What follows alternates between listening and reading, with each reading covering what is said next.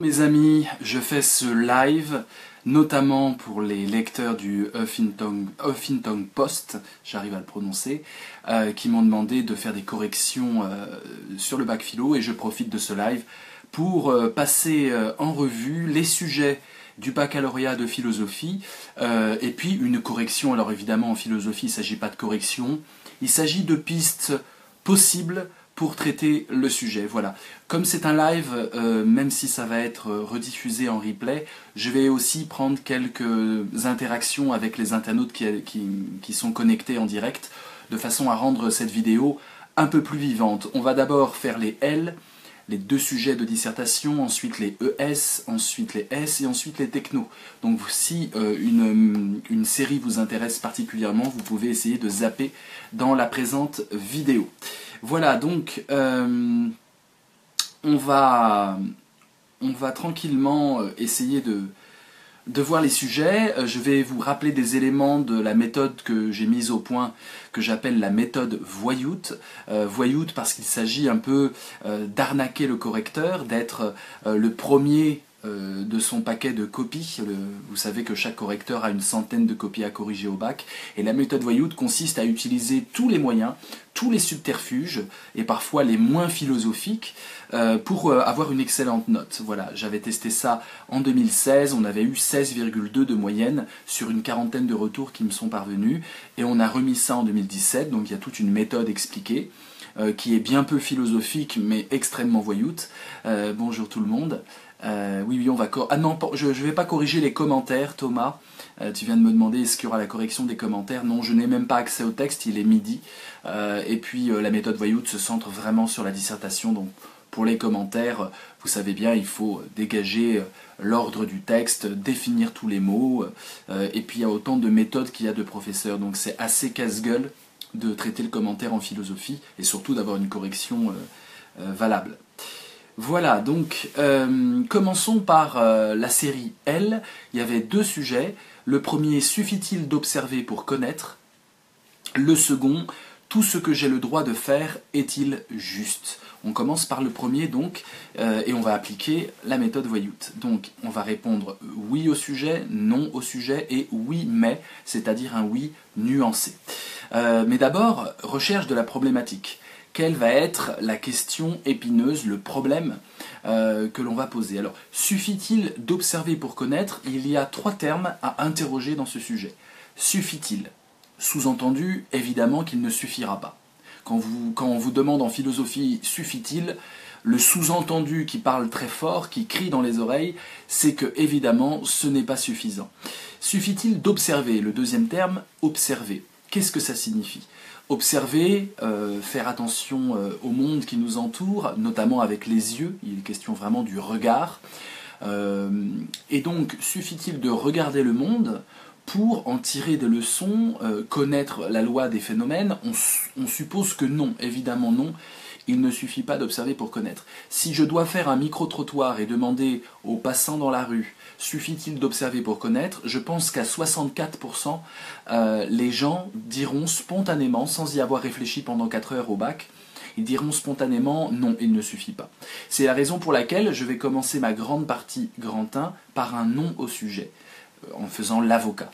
Et mon grand 2 sera donc un oui, en faisant le procureur, et mon grand 3 va être un non, mais nuancé et complexe. Suffit-il d'observer pour connaître? Connaître, qu'est-ce que ça signifie? Troisième terme à analyser évidemment. Est-ce que c'est connaître des lois? Est-ce que c'est apprendre des choses cachées, révéler l'ineffable, le non-dit?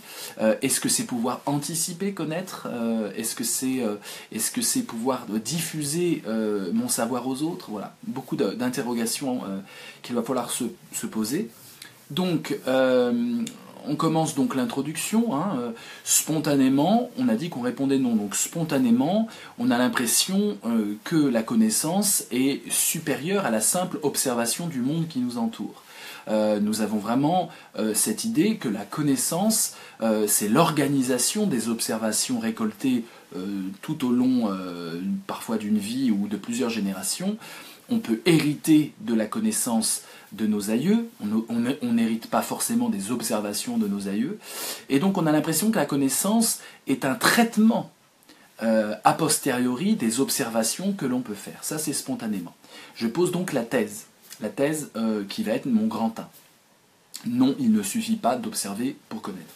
Mais je dois, dès la deuxième phrase de mon introduction, contredire cette thèse avec un pourtant et montrer qu'en fait, l'antithèse est tout à fait valable.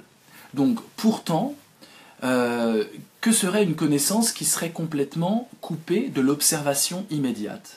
Que serait une connaissance qui serait perdue dans l'abstraction, noyée dans des théories plus ou moins fumeuses, et donc coupée du réel? Est-ce que c'est encore une connaissance ou est-ce que c'est un excès de théorisation déconnectée du monde, voire une sorte d'illusion contemplative, un exercice pur de la raison, déconnecté des enjeux vitaux qui sont autour de moi, observables?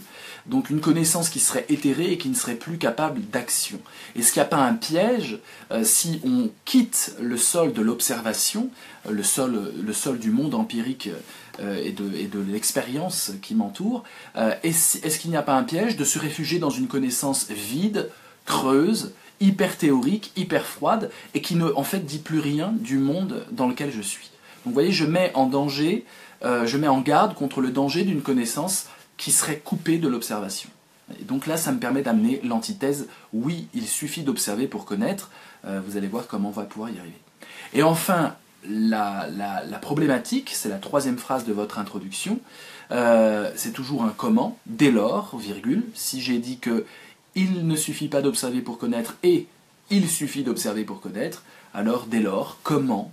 Et donc, comment on peut avoir A et non A? C'est ça qu'on va essayer de poser. Donc, comment la connaissance peut-elle excéder la simple observation en organisant la matière des phénomènes sans se perdre dans une abstraction déconnectée et qui serait en fait une illusion de la raison? Voilà, point d'interrogation. Voilà, là c'est une problématique intéressante. La problématique dans la méthode Voyout, c'est pour faire joli, hein, franchement. Dans une dissertation de terminale, la problématique c'est pour faire joli, pour être dans le bon casier de ceux qui ont plus de 10 sur 20 au baccalauréat. Un casier spontané, les profs nous classent spontanément dès les 3 premières phrases dans le casier en dessous 10, au-dessus 10. Mais en fait, on va essayer de répondre à chaque fois au sujet. C'est la meilleure méthode pour ne pas faire de hors-sujet.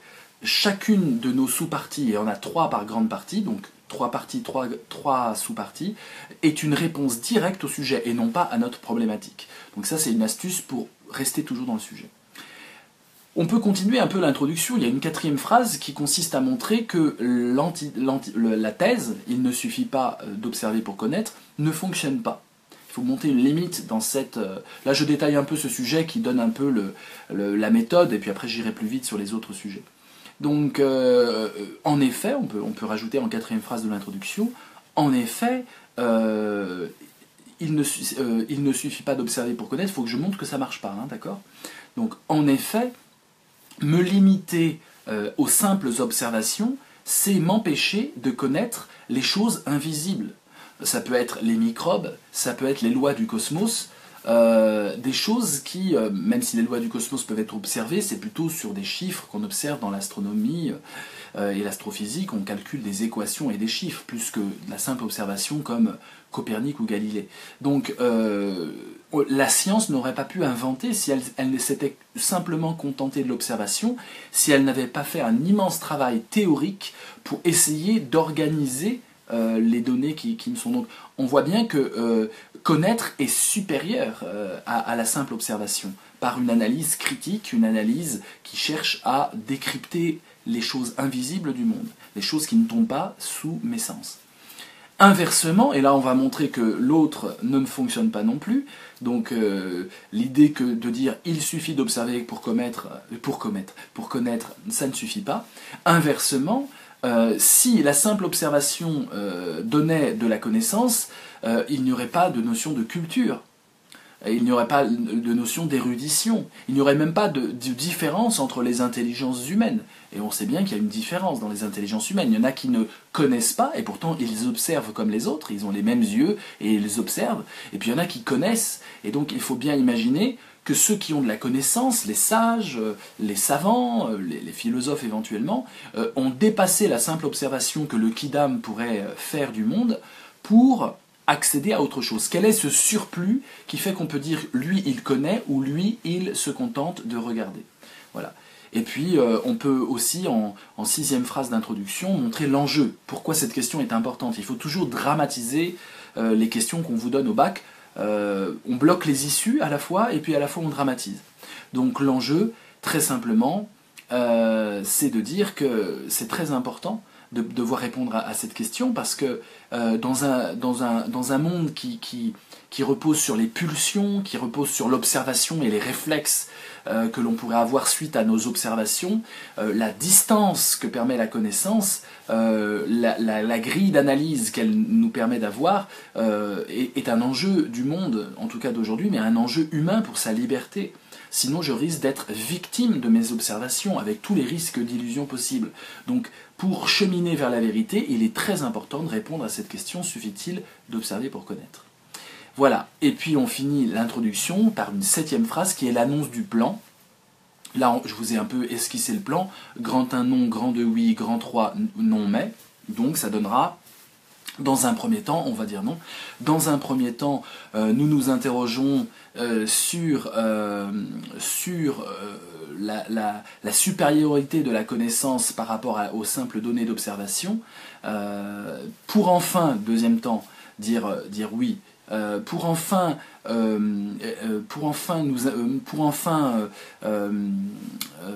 comprendre les liens qui unissent l'expérience immédiate et la constitution du savoir, la construction du savoir,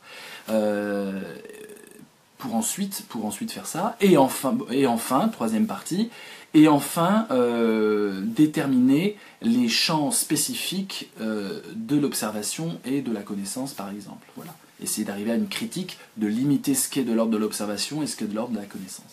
Voilà, je vous ai détaillé un peu le dynamisme qu'il doit y avoir dans votre introduction. Hein. Je vais le répéter pour être didactique. Première phrase, on répond ce que l'opinion commune pense. Deuxième phrase, on dit mais non, en fait, c'est l'inverse.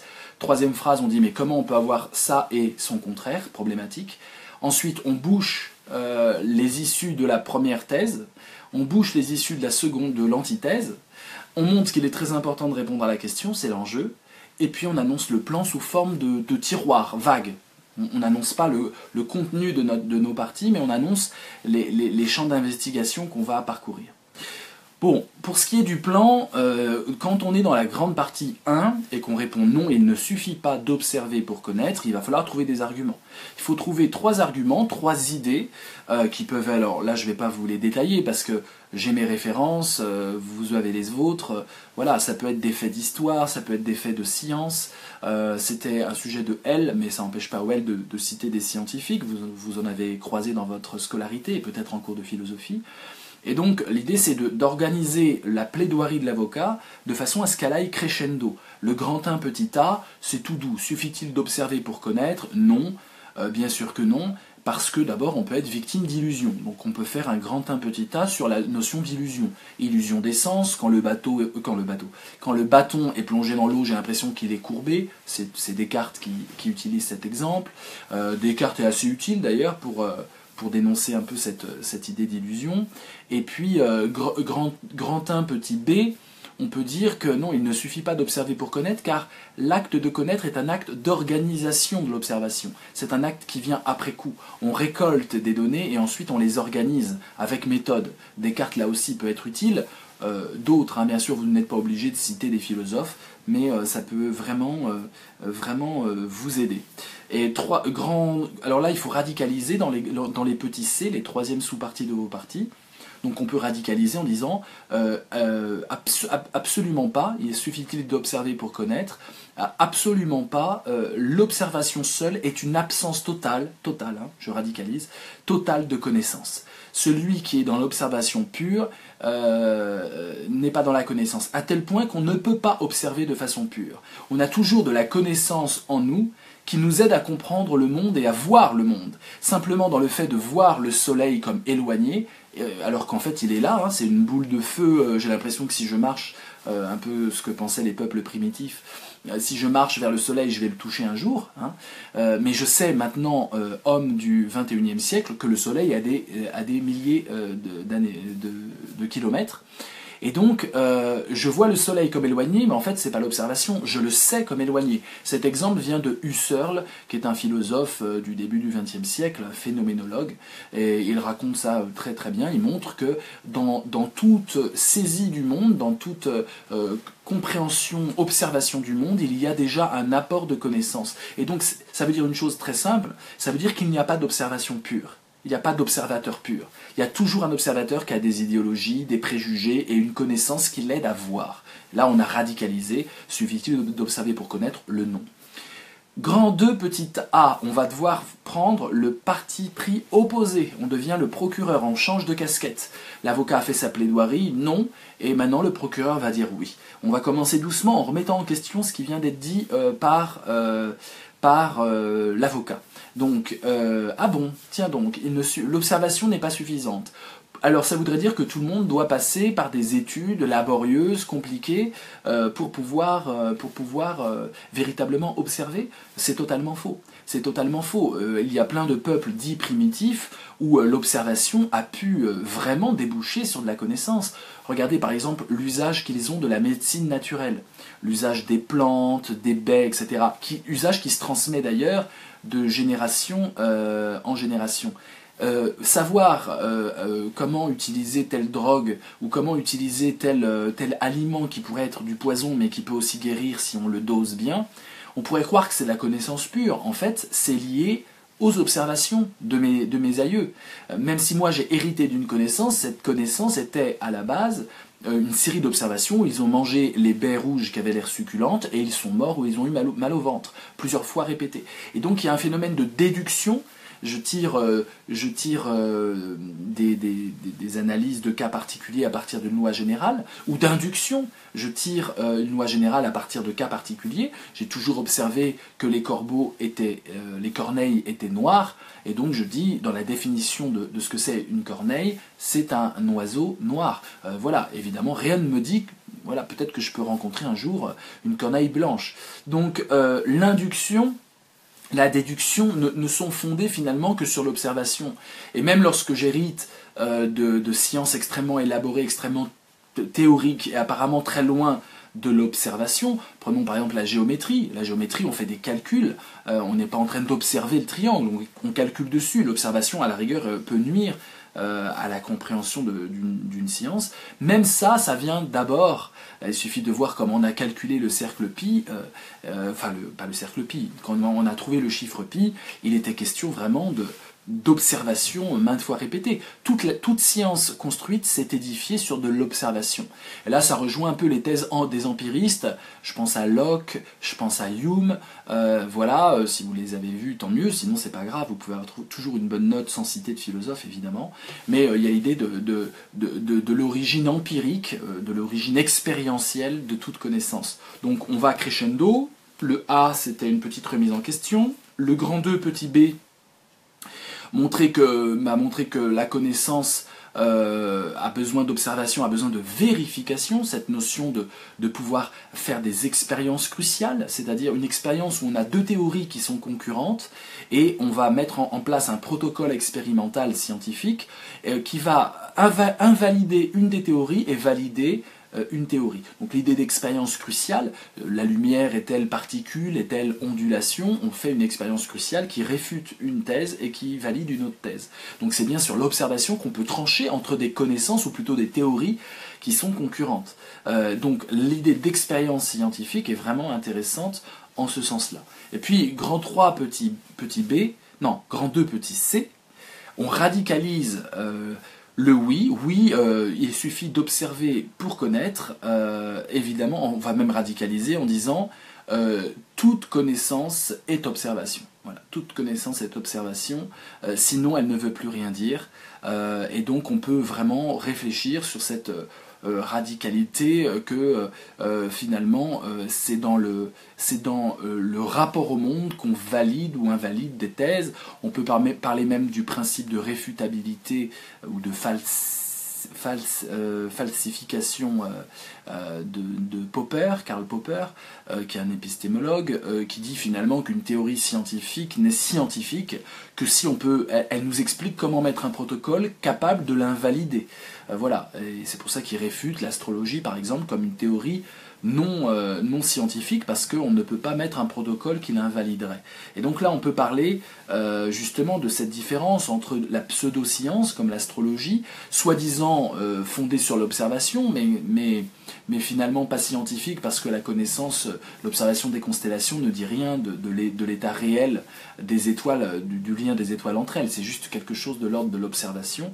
Et puis la théorie scientifique, toute théorie scientifique, la démarche scientifique qui consiste à valider les théories par l'observation, qui peut être très fine, très élaborée, mais qui reste toujours l'idée d'une expérience où on observe ce qu'il se passe.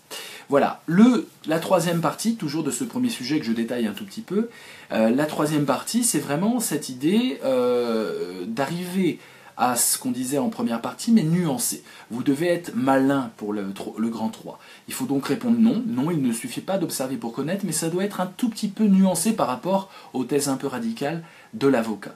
Donc non, alors là, il faut aller de façon un peu maligne. Qu'est-ce qu'on va rajouter en plus à l'observation pour que ça produise de la connaissance? Vous le sentez bien, on va rajouter de la philosophie, tout simplement, du jugement critique. La possibilité non seulement d'avoir des observations, mais de réfléchir à ces observations, de les critiquer, de les comparer, de dialoguer dessus, et donc de mettre du point d'interrogation, du doute, de la démarche philosophique, quel que soit le niveau de scientificité de la connaissance, dans l'acte d'observer.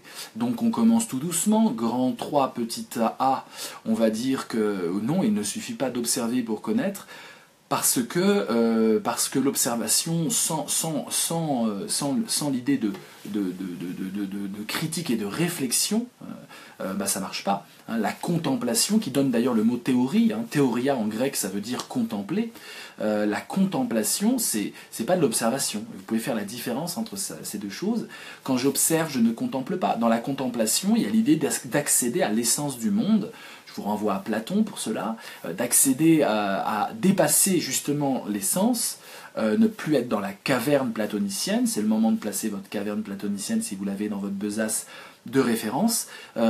Justement, dans la caverne, les esclaves se contentent de l'observation, ils observent des fantômes, ils observent des choses fausses, ils sont dans l'illusion, alors que le but du philosophe, c'est d'observer les idées. Ne pas regarder des triangles dessinés sur le sable, mais d'accéder à l'idée de triangle. Ne pas regarder des choses belles, mais d'accéder à l'idée de beauté. Et donc accéder aux idées, c'est pas simplement l'observation, ou alors c'est l'observation-contemplation, c'est-à-dire on contemple directement les idées. Donc là vous faites un crescendo de 3 idées comme ça, 3 arguments, et vous finissez par le petit c, qui doit être un hymne, toujours le grand 3 petit c, un hymne à la philosophie, histoire de vraiment flatter votre correcteur et qu'il vous mette une très bonne note. Il faut évidemment dire, non, il ne suffit pas d'observer pour connaître. La connaissance est un processus d'organisation de l'observation qui nécessite le jugement critique et de penser par soi-même. Quelqu'un qui ne penserait pas par soi-même, qui n'aurait pas d'autonomie dans sa réflexion, pourrait observer tout et n'importe quoi sans accéder à de véritables connaissances dignes de ce nom. Donc seule la démarche philosophique peut nous apporter une connaissance qui, bien sûr, est connectée à l'observation, donc c'est là où on est nuancé par rapport au grand 1, mais c'est une connexion à l'observation qui est très élaborée et qui essaye d'accéder à une organisation de ces observations vers une ligne de vérité, peut-être inatteignable, mais en tout cas une démarche, un processus. Voilà, dans la conclusion, on répète les temps par lesquels on est passé, on dit qu'on est un héros, on ne le dit pas comme ça, mais on montre que c'était très difficile, mais très important, et qu'on a réussi à trouver ça.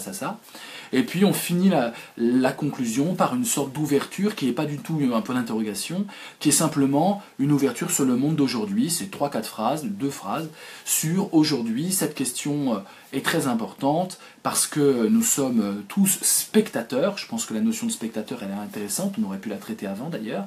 Nous sommes tous dans une société du spectacle, on nous demande tous d'observer, et puis d'observer le silence aussi, hein, de nous taire, de ne pas prononcer de jugement critique. On observe passivement les choses. Le but du jeu, c'est évidemment de pouvoir agir dessus. La connaissance, c'est la première action sur les observations. C'est un pas vers l'autonomie et vers la liberté humaine. Aujourd'hui, on en a bien besoin, à l'heure des fake news, à l'heure de la post-vérité, de ne pas se contenter de ce qu'on observe, mais de vérifier nos connaissances, les sources de nos connaissances, et d'organiser, de prioriser, on le dit dans le jargon journalistique, d'organiser les choses importantes, les choses moins importantes, donc de discriminer dans toutes les observations celles qui sont pertinentes, qui disent quelque chose et font avancer la réflexion et la pensée, et les observations qui sont futiles, banales ou redondantes. Voilà pour un premier sujet un peu décrypté techniquement. Voilà, on a pris quand même notre temps, 25 minutes, donc maintenant je vais aller beaucoup plus vite, que l'on me pardonne. Faisons le sujet numéro 2 de la série L. Tout ce que j'ai le droit de faire est-il juste? Tout ce que j'ai le droit de faire est-il juste? On imagine bien que la réponse du micro-trottoir, ça sera non. Non, bien sûr. J'ai peut-être le droit de faire... j'ai le droit de trahir quelqu'un. J'ai le droit... Alors, qu'est-ce qu'on entend par droit? Il y a 3 choses à interroger. Tout, évidemment, on va limiter le tout. Dans un sujet de philo, quand vous avez tout, vous devez limiter. Et montrer justement en 3e partie quelle est la limite. Donc ensuite, ce que j'ai le droit de faire. Alors là, le droit de faire, il y a plein de sens possibles. Est-ce que c'est le droit que mes parents me donnent quand je suis enfant? Est-ce que c'est le droit que la justice me donne? Est-ce que c'est le droit que mon entreprise me donne? Est-ce que c'est le droit que la morale partagée, mais j'ai le droit, mais quelque part j'ai pas le droit? Dans un pays où, par exemple, l'alcool est interdit par la religion d'État, c'est compliqué de boire. Donc je peux avoir le droit au niveau peut-être légal, mais quelque part il y a une pression sociale qui peut m'en empêcher. Donc vous voyez, tous les jeux de mots, tous les sens doivent être passés en revue. Et puis tout ce que j'ai le droit de faire est-il juste? Qu'est-ce que c'est une action juste? Une action juste, est-ce que c'est une action conforme à la morale? Est-ce que c'est une action conforme à ma morale? Est-ce que c'est une action qui est vraie, qui est juste au sens d'adéquation au monde, exact, etc. Juste par rapport à Dieu, juste par rapport aux hommes, juste par rapport à la société. Donc voilà, on joue sur tous ces niveaux. On arrive à une problématique, évidemment, de réfléchir sur ce qu'est un acte juste, une action juste. Est-ce que c'est simplement être dans la légalité? Est-ce que la loi, la légalité, me garantit d'être dans la justesse et la justice? Parce qu'il y a ces deux notions dans l'idée d'être juste, hein. C'est la justesse de la précision, de l'exactitude, et puis c'est l'akribéia, on dit en grec, hein, c'est la notion grecque, ou est-ce que c'est la justice, la loi, évidemment. Donc, grand 1, on va répondre non, hein, une fois qu'on a fait l'introduction. Tout ce que j'ai le droit de faire est-il juste? Non, bien sûr que non. On va faire un crescendo et on aboutira très vite sur l'idée que, à tous les niveaux, que ce soit la loi humaine, même dans la loi humaine, il y a des choses qui sont légales, qui sont très clairement définies, donc, et puis il y a des choses qui sont justes au sens où je ne laisse personne et je suis dans une morale tournée vers le bien pour autrui. On peut être sûr que, par exemple, on peut licencier des salariés de façon très légale, c'est tout à fait légal parfois, mais c'est absolument pas juste. Des gens qui ont bossé pendant 40 ans dans une boîte et qu'on avertit par les médias qu'ils sont virés sans même leur adresser la parole, on les traite comme des chiens, il est évident que moralement ça pose de gros problèmes. Il est évident que j'ai peut-être le droit de trahir mon ami, j'ai tout à fait le droit au terme légal, j'ai le droit par exemple, alors que je lui ai promis des choses, de ne pas tenir mes promesses s'il n'y a pas de contrat, si j'ai pas signé de contrat. Mais on pense bien que ce n'est pas juste. Donc évidemment, tout ce que j'ai le droit de faire n'est pas juste, bien sûr que non. Une action juste est une action qui repose sur la morale et pas forcément sur la légalité. Voilà. Deuxième partie, on va évidemment dire exactement l'inverse, vous avez compris la méthode, on prend la voix du procureur et on dit oui. On dit oui, on peut s'aider de Rousseau, hein, par exemple. La liberté, c'est se soumettre finalement aux lois que je me suis prescrites. Et donc à partir du moment où le contrat social a déterminé la volonté générale, hein, ce que tout le monde pense être autorisé à faire, qu'est-ce qui est autorisé, qu'est-ce qui n'est pas autorisé. À partir de ce moment-là, toutes mes actions, si elles sont conformes à ce contrat social, seront des actions qui pourront éventuellement être dites justes. Et puis on peut aller dans une forme de radicalisation de cette thèse. Finalement, une action même de trahison, de déloyauté, etc., peut s'avérer juste. Il suffit juste de mettre un peu de temps et de voir sur une longue distance ce que ça va être. Comme on a le nez dans le guidon, comme on est pris dans les vicissitudes de l'instant, de l'action, et qu'on n'a pas le temps de réfléchir à chaque fois, c'est pour ça que Descartes utilise une morale qu'il qualifie de provisoire, parce qu'il faudrait déjà tout connaître pour pouvoir faire une vraie morale. Donc la morale, c'est toujours une sorte de bâton pour éviter que je boite, une béquille, mais elle n'est jamais établie. Il faut d'abord établir toute la connaissance pour que je puisse établir une morale qui serait parfaite. Donc c'est une action juste, il n'y a que l'avenir qui pourra vraiment me le dire. Et donc ce qui compte, c'est évidemment d'être dans la légalité, c'est la légalité qui compte. Kant peut nous aider à ça, vous savez que Kant préfère vraiment des réformes de la loi plutôt qu'une révolution, plutôt qu'une désobéissance par rapport aux lois. En ce sens, c'est pour ça qu'il est très réactionnaire. Eh bien, évidemment, on peut dire tout ce qui est dans l'ordre de la loi, tout ce que j'ai le droit de le faire au sens juridique du terme, forcément, il est juste, on n'a pas trop à se poser de questions. Et puis, la troisième partie, faut être philosophe, encore une fois. Hein. Troisième partie, c'est toujours, on va vers un hymne à la philosophie. Tout ce que j'ai le droit de faire, c'est juste, ça se concerne l'éthique, ça concerne les grandes réflexions, j'ai le droit de faire certaines choses et je peux être injuste, et parfois je n'ai pas le droit de faire des choses, et je serai juste en désobéissant à la loi. Dans une dictature, il est évident que la loi est injuste. La loi peut être injuste, elle est légale, mais elle est injuste. Et donc je dois désobéir pour garder mon humanité. Or, qu'est-ce qui me garantit que j'ai accès à l'humanité? C'est la réflexion critique. C'est parce que je juge dans mon cœur et en mon âme et conscience de ce que doit être la justice. Et donc c'est toujours un jugement moral en moi-même qui me fait dire qu'une chose est juste ou pas. C'est pas en regardant le code civil que je peux agir et gouverner ma vie, mais c'est en analysant ma morale et en étant conforme à mes valeurs. Donc là on peut parler de valeurs, et on peut parler surtout de philosophie.